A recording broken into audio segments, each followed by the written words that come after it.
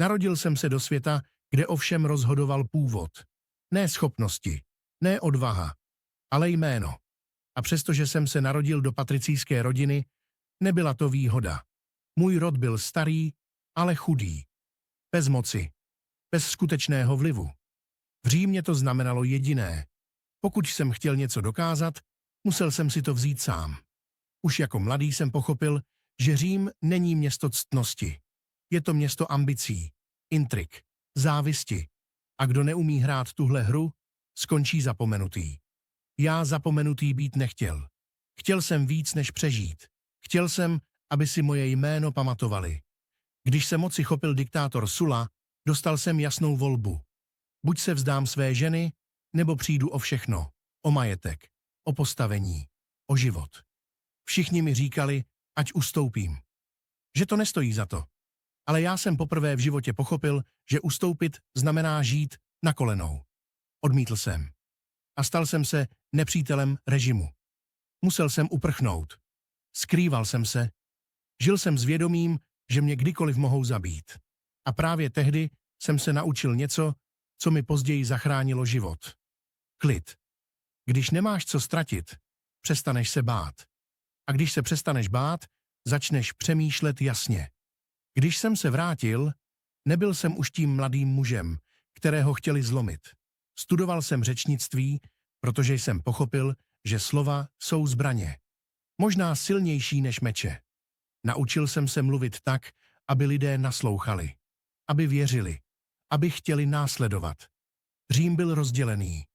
Bohatí a mocní na jedné straně, lid na druhé. A já pochopil, že pokud chci moc, musím si vybrat stranu. Vybral jsem si lid. Ne proto, že bych byl idealista, ale proto, že byli silnější, než si senát chtěl připustit. Postupoval jsem pomalu, budoval jsem si jméno. Funkci po funkci. Dluh po dluhu. Ano, zadlužil jsem se. Věděl jsem, že riskuji. Ale věděl jsem také, že velké věci se bez rizika nedějí. Když nemáš co vsadit, nemůžeš vyhrát. Pak přišla Galie. Místo, kde jsem se stal tím, čím jsem vždycky chtěl být. Ne politikem, ale vůdcem. Vedl jsem legie roky. Bojovali jsme, hladověli, vítězili. Moji vojáci mi věřili, protože jsem byl vždy s nimi. Sdílel jsem jejich únavu, jejich strach, jejich krev. Galie mi dala slávu.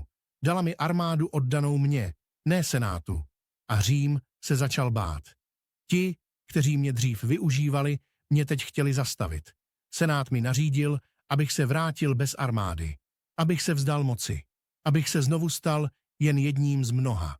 Stál jsem u řeky Rubikon. A věděl jsem, že existují rozhodnutí, která už nejdou vzít zpět. Buď jsem ustoupil a ztratil všechno.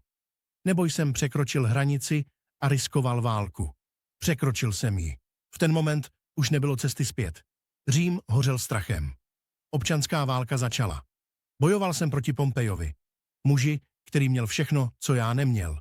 Podporu senátu, tradici, autoritu. Ale neměl jednu věc. Oddanost svých mužů. Vyhrál jsem. Ne proto, že bych byl krutější, ale proto, že jsem byl rychlejší, rozhodnější, odvážnější. Když jsem vstoupil do Říma jako vítěz, měl jsem vše. Moc, slávu, vládnutí. Stal jsem se diktátorem. Ne na den, ne na rok, ale doživotně. Řím se změnil. Reformoval jsem kalendář, zákony, správu říše. Dával jsem chudým půdu. Omezoval jsem skorumpované elity. A právě tím jsem si podepsal rozsudek smrti. Protože lid mě miloval. Ale elity mě nenáviděly. Říkali, že chci být králem. Že jsem zradil republiku. Možná měli pravdu. Možná jsem pochopil to, co oni odmítali vidět, že republika už dávno neexistovala. Byla to iluze, kterou si mocní udržovali, aby nemuseli přijít o své výhody. V den, kdy mě zavraždili, jsem nešel do senátu s obavami. Varovali mě. Měl jsem znamení, ale odmítl jsem žít ve strachu. Když mě obklopili, pochopil jsem to okamžitě. Ne, že umírám, ale že jsem vyhrál příliš brzy. A když jsem mezi nimi uviděl Bruta, pochopil jsem ještě jednu věc. Největší zrada nepřichází od nepřátel. Přichází od těch, kterým věříš. Zemřel jsem na podlaze senátu. Ale můj příběh tam neskončil. Protože Řím už nikdy nebyl stejný. Republika padla a impérium povstalo.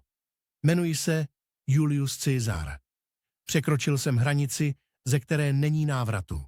A zaplatil jsem za to životem.